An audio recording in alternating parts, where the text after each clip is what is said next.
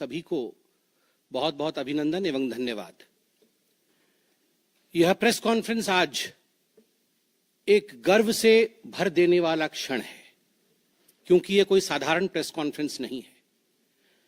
मैं बैठा जरूर भारतीय जनता पार्टी के कक्ष में हूं, हेड ऑफिस में हूं, मगर मुझे लगता है मैं केवल एक भारतीय जनता पार्टी के प्रवक्ता के नाते नहीं, केवल भारतीय जनता पार्टी के एक सांसद या कार्यकर्ता के नाते नहीं, एक भारतीय के नाते, एक इंडियन के नाते आज ये प्रेस कॉन्फ्रेंस कर रहा हूं। क्योंकि जिस प्रकार का टेरर डेमोलिशन, जिस प्रकार आतंकवाद का खात्मा बीते कुछ दिनों में हमने भारतवर्ष में देखा है, भारतवर्ष ने जिस प्रकार से पाकिस्तान में आतंकी अड्डों को ऑपरेशन सिंदूर के माध्यम से समाप्त किया है, वह अपने आप में पूरे विश्व में एक संदेश भेजता है, एक निर्णायक संदेश। आतंकवाद के खिलाफ लड़ाई के विरोध, आतंकवाद के खिलाफ एक निर्णायक संदेश। इसलिए आज का ये प्रेस कॉन्फ्रेंस, इसको संबोधित करते हुए मुझे गर्व की अनुभूति हो रही है। अदम्य साहस का परिचय दिया है भारत की सेना ने, अदम्य साहस। आज भारतीय जनता पार्टी और हम सभी कार्यकर्ता, आज सारा भारत धन्यवाद करता है भारत की आर्मी का, भारत की सेना का, भारत की एयरफोर्स का, भारत के नेवी का और उन तमाम जाबाज सेनानियों का जिनके कारण आज ऑपरेशन सिंदूर सफल हुआ है। अगर सही मायने में देखा जाए तो ऑपरेशन सिंदूर और उसके विषय में पूरा हिंदुस्तान आज जानता है, क्योंकि कई प्रेस कॉन्फ्रेंसेस हुए। कल भी तीनों डीजीएमओ ने मिलकर के देश को संबोधित किया और तमाम तथ्य जो देश जानना चाहता था उसे उन्होंने हमारे समक्ष रखा।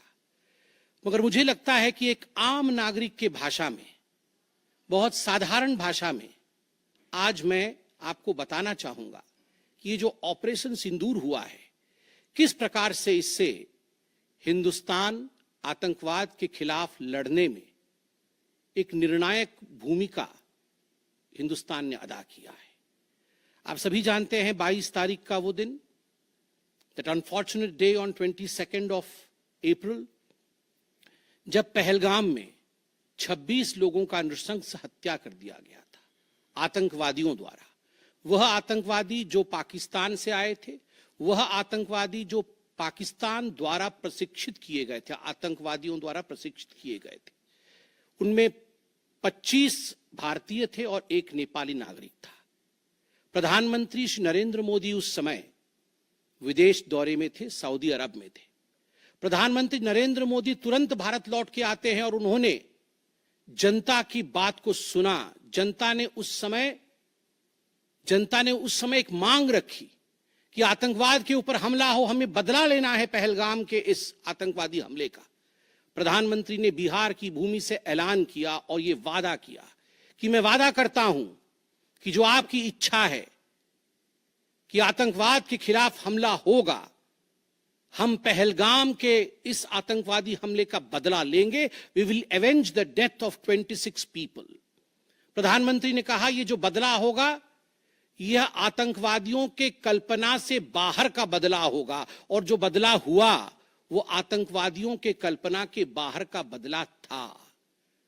प्रधानमंत्री जी ने कहा कि हम घुस के मारेंगे और मिट्टी में मिलाएंगे आतंकवादी के ठिकानों को, और आतंकवादियों के ठिकानों को प्रधानमंत्री नरेंद्र मोदी जी के निर्णय ने और हमारे सेना के अदम्य साहस ने मिट्टी में मिलाने का काम किया।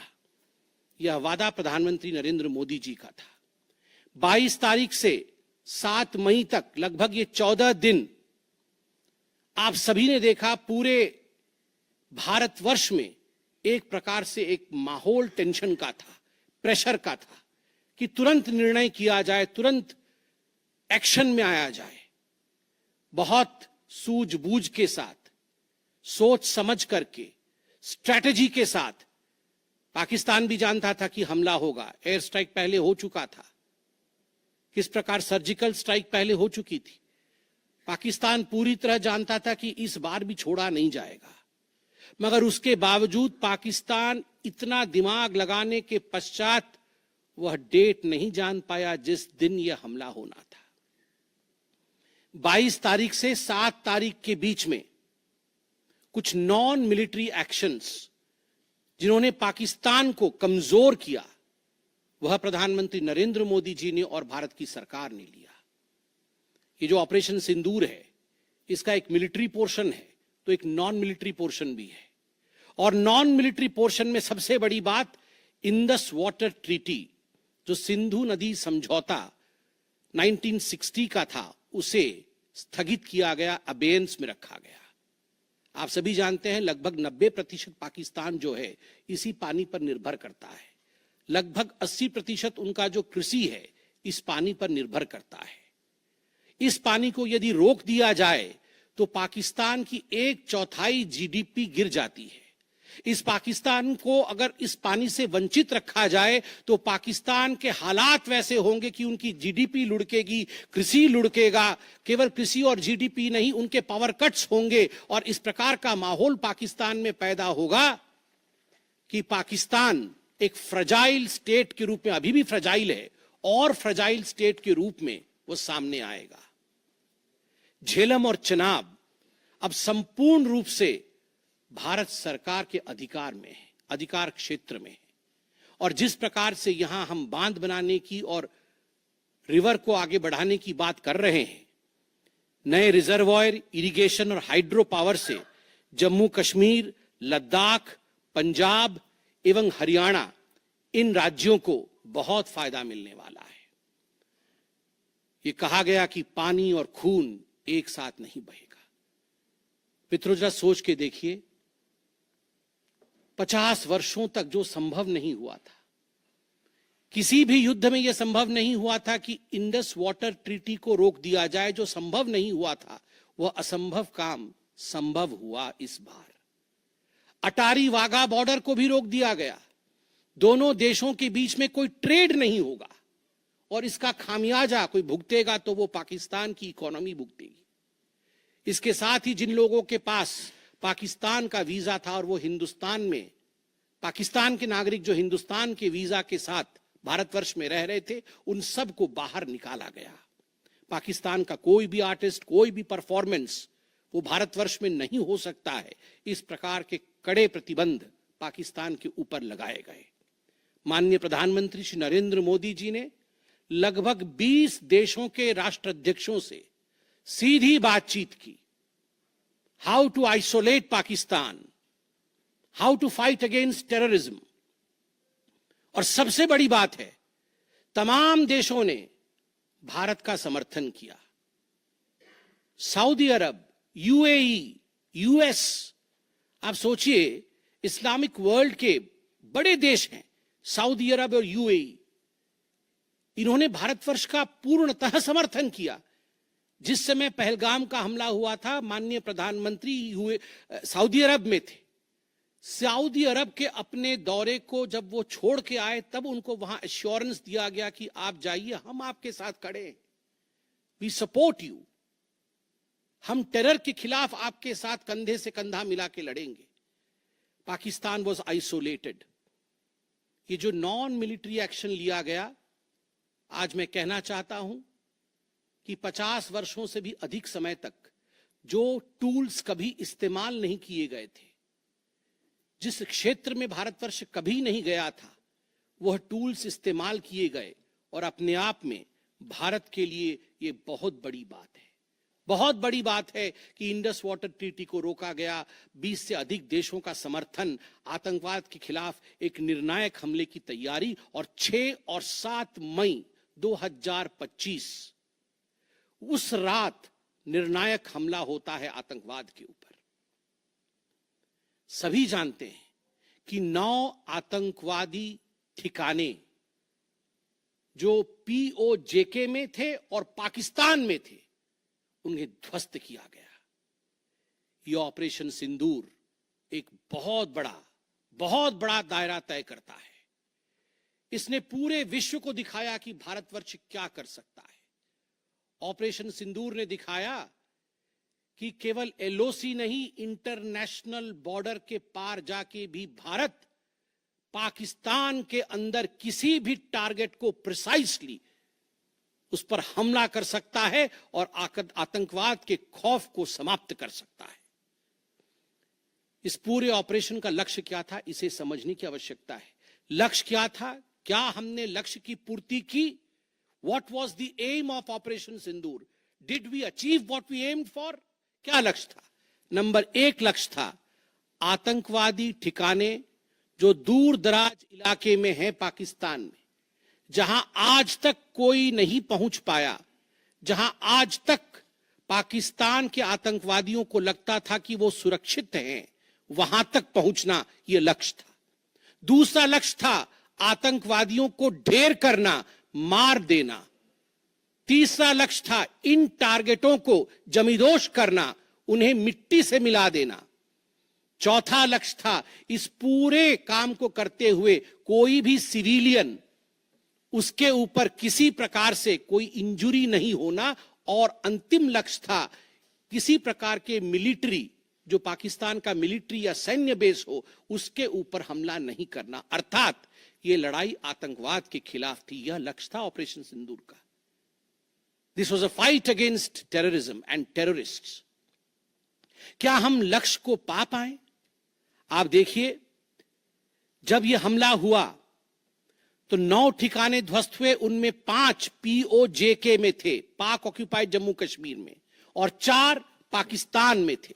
सबसे बड़ी बात है, पहली बार पंजाब प्रोविंस, जो कि पाकिस्तान का एक बहुत स्ट्रेटेजिक लोकेशन है, पंजाब प्रोविंस उनका हृदय है पाकिस्तान का, उसके अंदर भारतवर्ष घुस करके आतंकवादियों का सफाया करता है। यह अपने आप में छोटी बात नहीं है। This is a big achievement as far as Operation Sindoor is concerned. लश्कर तैयबा, जैश-ए मोहम्मद, हिजबुल मुजाहिदीन, इनके ठिकाने ध्वस्त होते हैं। और मैं यहां वो नाम पढ़ना चाहूंगा। ये जो 9 नाम है, 9 आतंकवादी ठिकाने, मैं आज देश से अपील करना चाहूंगा, तमाम भारतीयों से अपील करना चाहूंगा कि ये नाम हमें स्मरण करना है।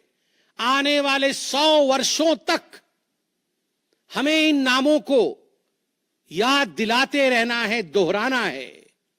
जब भी आतंकवाद सर उठाए तो हमें ये चित्र दिखाने हैं कि तुम्हारा क्या हश्र किया था ऑपरेशन सिंदूर ने, भारत की सेना ने, भारत की राजनीतिक इच्छा शक्ति ने और भारतीयों ने। इसलिए मैं नाम पढ़ना चाहूंगा। सवाई नाला कैंप मुजफ्फराबाद, जो POJK में है, 30 किलोमीटर दूर है एलओसी से, उसे ठिकाना लगाया गया। लश्कर तोयबा का ट्रेनिंग सेंटर था।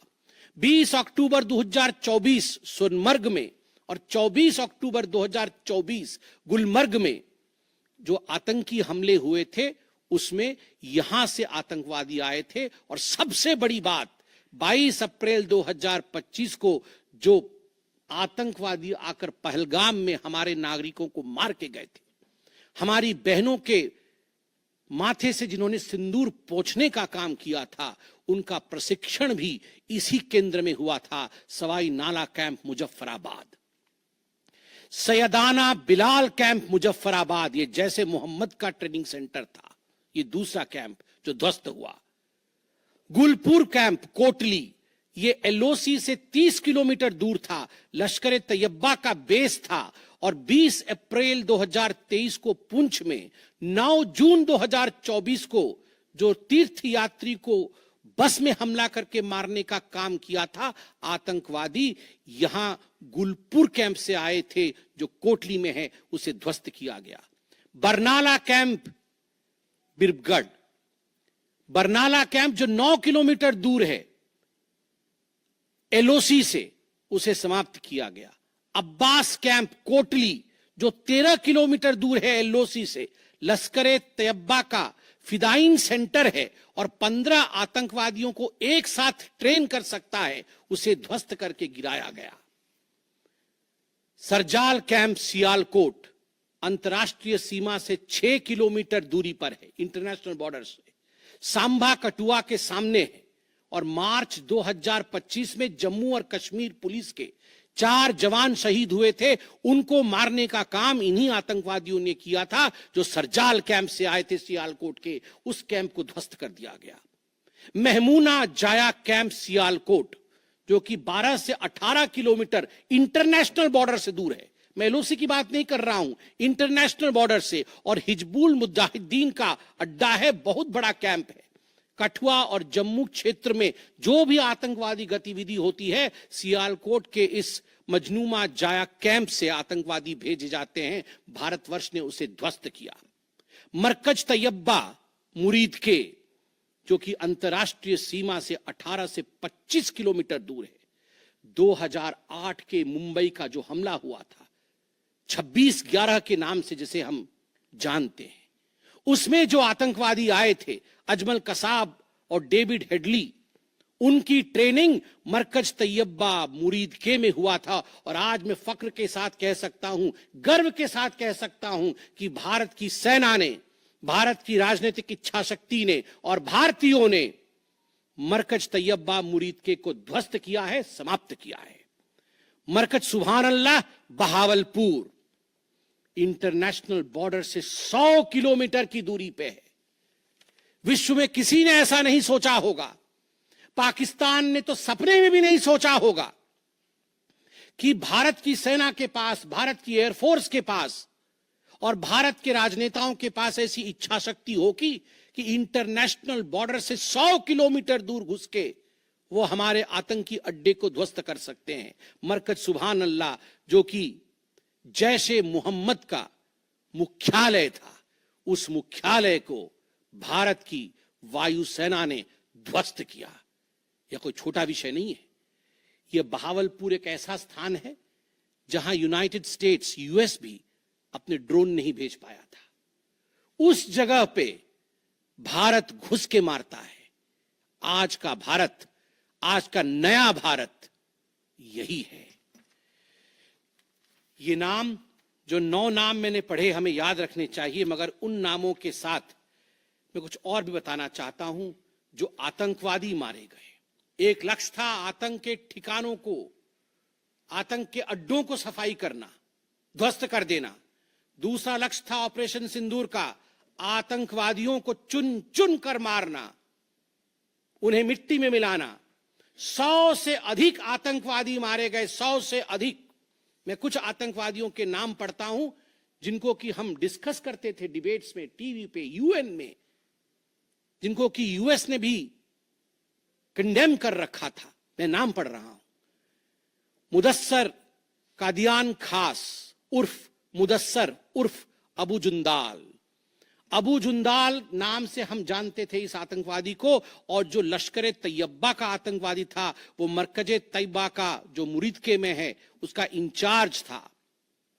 जब वो मरा तो उसके गार्ड ऑफ ऑनर, उसका जो जनाजा निकला, उसमें पाकिस्तान के आर्मी के अधिकारी थे, पाकिस्तान आर्मी के चीफ थे, पंजाब सीएम मरियम नवाज भी उसमें रही।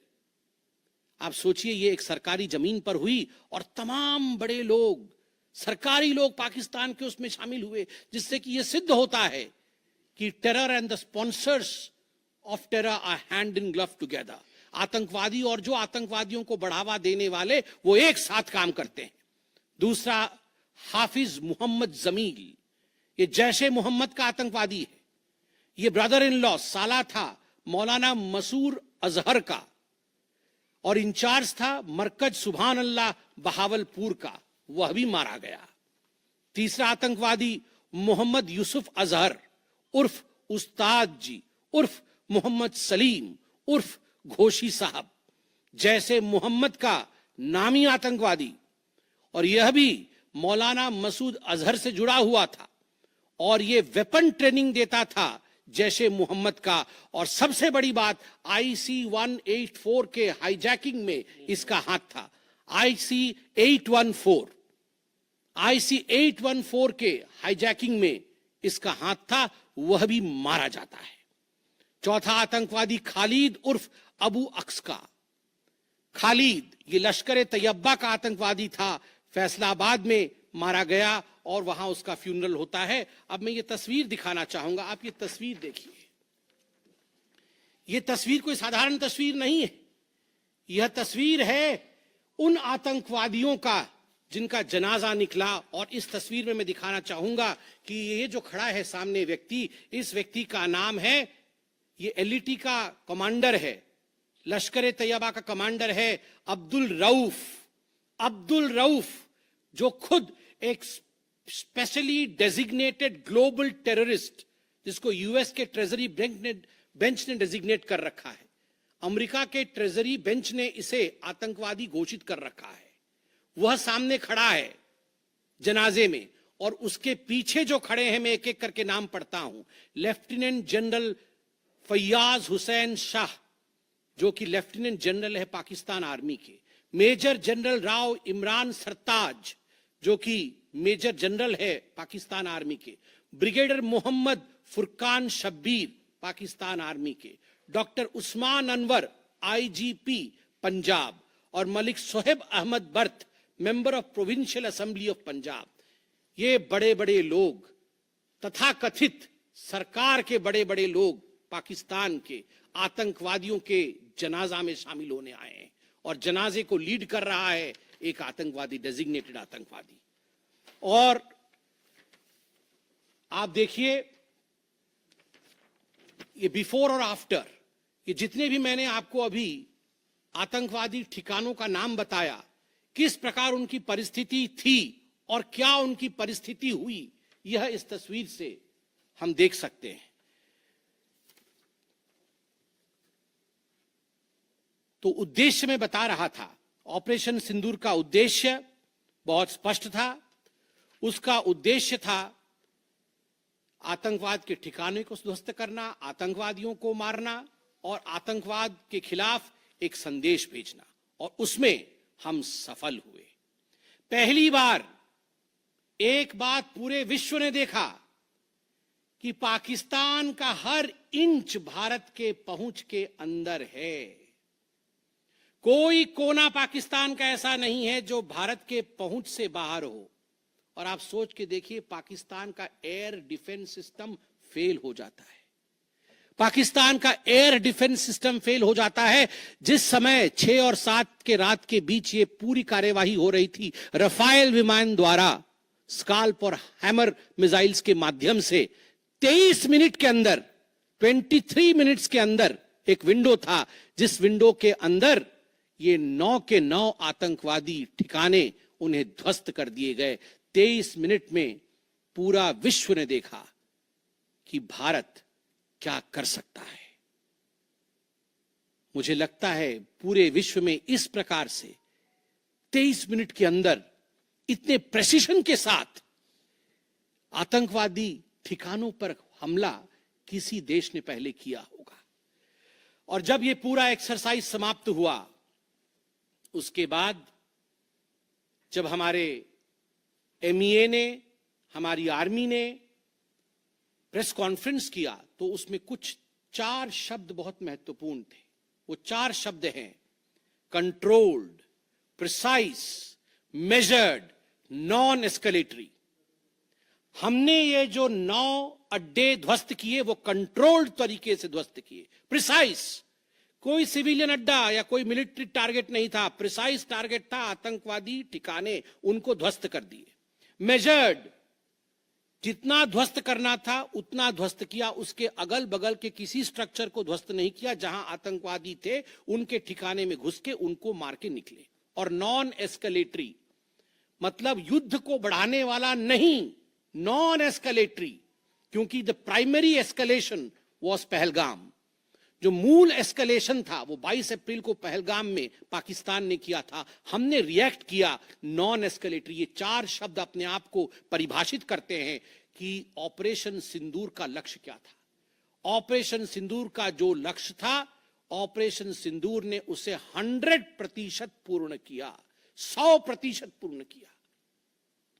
इसलिए आज हिंदुस्तान, भारतवर्ष गर्व के साथ कह सकता है कि ऑपरेशन सिंदूर एक ऐसा ऑपरेशन था जो 100% सक्सेसफुल था, और जितने हमारे जाबाज पायलट्स गए थे राफेल के साथ, उतने लौट के आए और आतंकवादी ठिकानों को ध्वस्त करके आए, और किसी सिविलियन को नहीं मारा, किसी मिलिट्री बेस को नहीं मारा।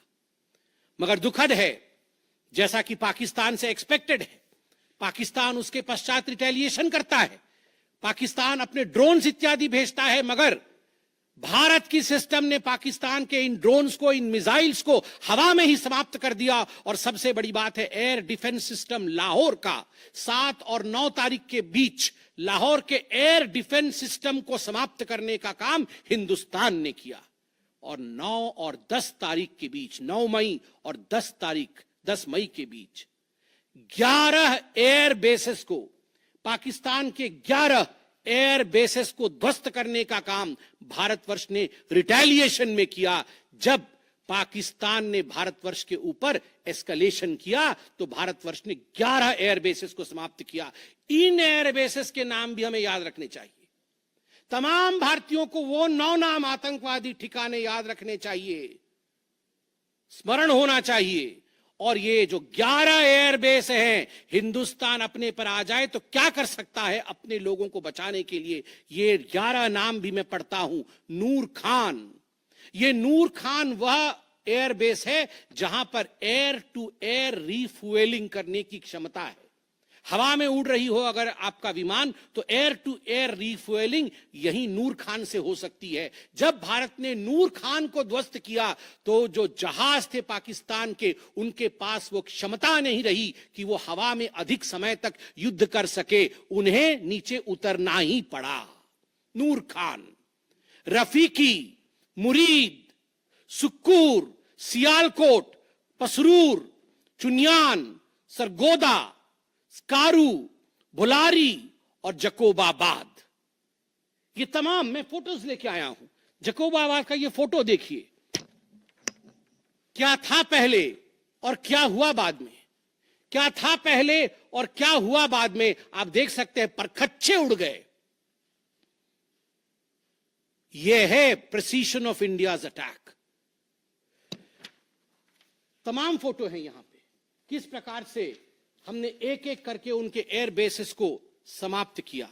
आप देख सकते हैं सारे एयर बेसेस के हम फोटो लेके आए हैं, जकोबाबाद से लेके बाकी तमाम। क्योंकि आपने ये सब देखा हुआ है, मैं अधिक समय नहीं लूंगा। आर्मी ने आपको दिखाया है, डीजीएमओज ने आपको दिखाया है, इसलिए मैं इसको आपको दिखा के दोबारा, I would not like to take much time, but मैं रिमाइंड करना चाहूंगा कि 11 एयर बेसेस को हमने ध्वस्त किया। और इसमें एक बड़ा विषय है, पहली बार विश्व में किसी देश ने एक न्यूक्लियर कंट्री के अंदर घुस करके उनके एयर बेसेस को समाप्त करने का काम किया। पाकिस्तान एक न्यूक्लियर कंट्री है, उसके अंदर घुस करके उनके एयर बेसेस को 20% पाकिस्तान के एयरफोर्स के इंफ्रास्ट्रक्चर को भारतवर्ष ने नाकाम कर दिया। 20% of PAF's infra was destroyed by India. Just imagine, एक न्यूक्लियर कंट्री है, उसमें घुसकर मारना, यह अपने आप में पूरे विश्व में पहला इंस्टेंस है। और भुलारी एयरबेस में 50 PAF पाकिस्तान एयरफोर्स के जवान मारे गए, जिसमें स्क्वाड्रन लीडर उस्मान यूसुफ भी मारे गए। कुल मिलाकर के 9 आतंकी ठिकाने, 11 एयरबेस, 100 से अधिक आतंकी, 50 जवान और अपनी इज्जत, यह पाकिस्तान ने खोया है। I repeat, what Pakistan has lost via operation Sindoor. 9 आतंकी ठिकाने, बड़े बड़े आतंकी ठिकाने, 11 एयरबेस, 100 से अधिक आतंकवादी, 50 से अधिक जवान और अपनी इज्जत, यह पाकिस्तान ने खोया है। यह झटका पाकिस्तान सह नहीं पाया और उनके डीजीएमओ का 10 तारीख को ही फोन आया। और उसके पश्चात मैं कहूंगा यह सीज फायर नहीं, यह एक अंडरस्टैंडिंग है।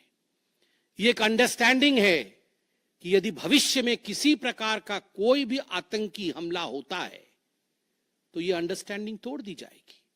हमने करके दिखाया है, जो पहले कभी नहीं हुआ था वो हुआ है इस बार, अंदर घुस के मारा है हमने, ये एक अंडरस्टैंडिंग है। और सबसे बड़ी बात है, पाकिस्तान में उनके मौलाना, उनके मौलवियों ने पाकिस्तान का साथ नहीं दिया, मगर हिंदुस्तान की एकता देखिए, हिंदुस्तान का भाईचारा देखिए, पूरा देश एक होकर खड़ा हुआ, पूरा देश सेना के पीछे, सेना के अदम्य साहस के पीछे, हमारी राजनीतिक इच्छा शक्ति के पीछे पूरा भारत एक होकर खड़ा हुआ। और आज मैं कहना चाहता हूं कि आज पाकिस्तान पूरे विश्व में अलग थलग पड़ा है। पहले भी ऐसे वक्त थे, अनेकों प्रयास भारतवर्ष करता था। पहले हम सबूत देते थे, प्रयास करते थे डोजियर के माध्यम से पाकिस्तान को प्रूफ दे आतंकवाद का। वो डोजियर लेती थी मगर उस पर काम नहीं करती थी। मगर आज नए भारतवर्ष ने पाकिस्तान को बख्शा नहीं है।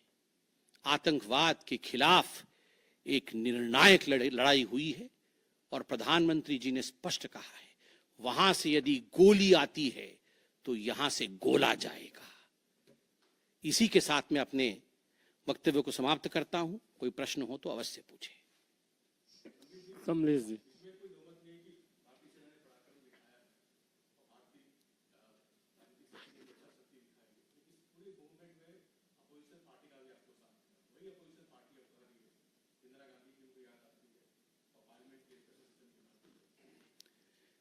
देखिए, मुझे लगता है आज का दिन पूरे भारत का दिन है।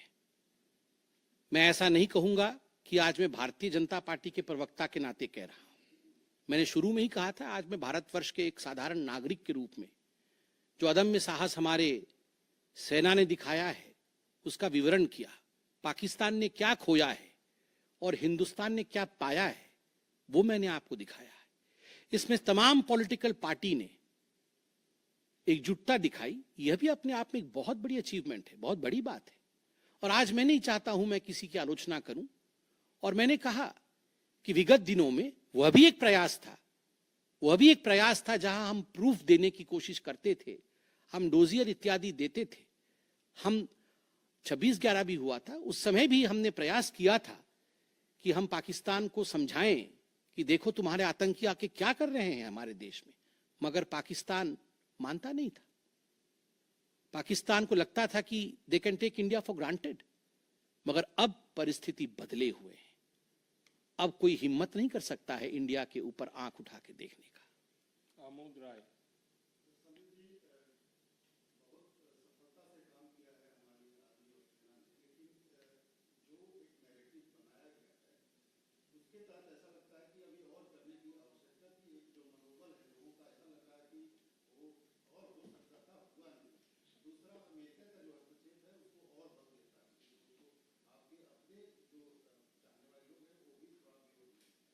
आपके दो प्रश्न हैं।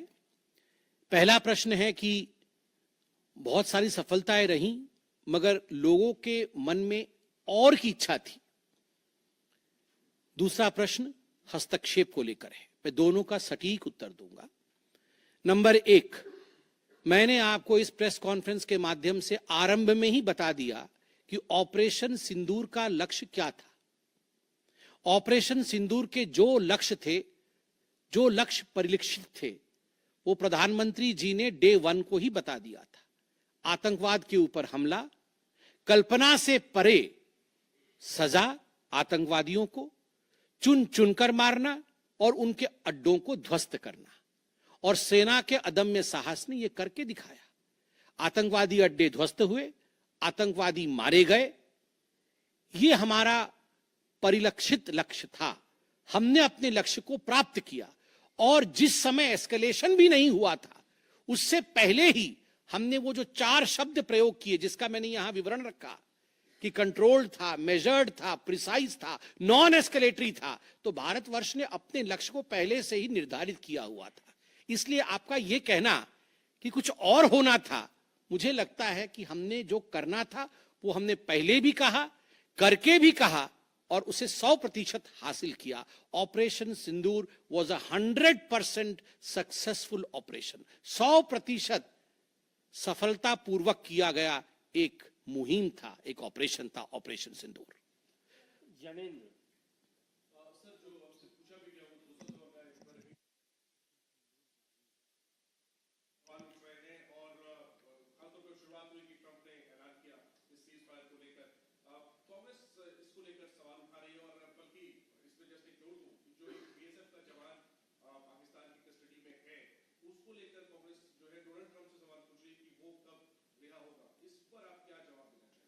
देखिए, पहली बात तो है, जहां तक मध्यस्थता इत्यादि का विषय है, मैंने बहुत स्पष्ट रूप से कहा अभी, जितना मेरे डोमेन में नॉलेज है, और डीजीएमओज ने अपने प्रेस कॉन्फ्रेंस में एक बार नहीं कई बार कहा कि फोन हमारे डीजीएमओ को पाकिस्तान के डीजीएमओ का आया था। पाकिस्तान के डीजीएमओ ने कहा कि there should be some kind of stoppage, और चूंकि हमारा लक्ष्य पूर्ण हो चुका था, हम तो शुरू से ही एस्केलेशन के फेवर में नहीं थे, एस्केलेशन नहीं होना चाहिए था, नॉन एस्केलेटरी था। पाकिस्तान के डीजीएमओ ने फोन किया। दूसरे देशों का फोन, जहां तक दूसरे देशों का फोन आने का सवाल है, देखिए, ऐसी परिस्थितियों में तमाम देश एक दूसरे को फोन करते हैं, सभी देश एक दूसरे को फोन करते हैं, क्या मदद कर सकते हैं, किस प्रकार से कूल डाउन हो सकता है, इस विषयों पर चर्चा होती है। भारतवर्ष यूक्रेन भी फोन करता है, भारतवर्ष रशिया भी फोन करता है, सब जगह फोन करते हैं, हर कोई एक दूसरे को फोन करता है। इसमें किसी प्रकार का मगर संशय नहीं है कि डीजीएमओ पाकिस्तान ने फोन किया भारतवर्ष के डीजीएमओ को सीज फायर डिमांड करते हुए, रिक्वेस्ट करते हुए, डिमांड नहीं रिक्वेस्ट करते हुए। और कोई प्रश्न? एक मिनट दे दो, जवाब दे दूंगा।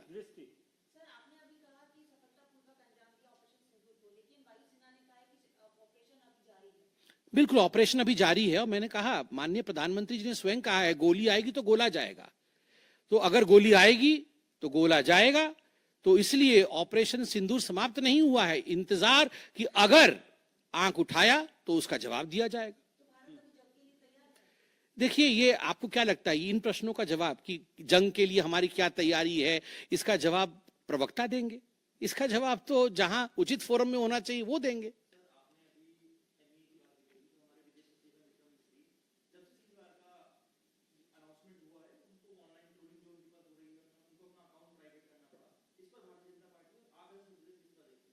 देखिए, मैं बहुत स्पष्ट रूप से बता दूं, ये आज की जो प्रेस कॉन्फ्रेंस हो रही है, ऑपरेशन सिंदूर को लेकर हो रही है, उसके सफलता को लेकर हो रही है, और तमाम लोग जो ऑपरेशन सिंदूर से जुड़े हुए थे, चाहे वो सेना हो, चाहे वो हमारी राजनीतिक घटक हो, चाहे वो हमारे ब्यूरोक्रेट्स हो, उन सभी का सलाम है।